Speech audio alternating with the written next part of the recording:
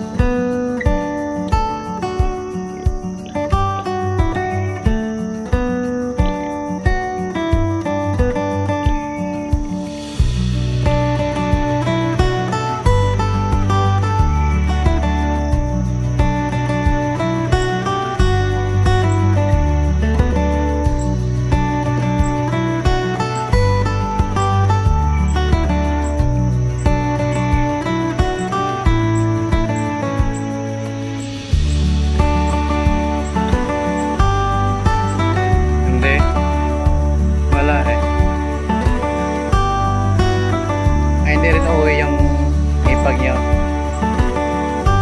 Ate Tulungi, hindi rin uuwi sila. Yung puso nila.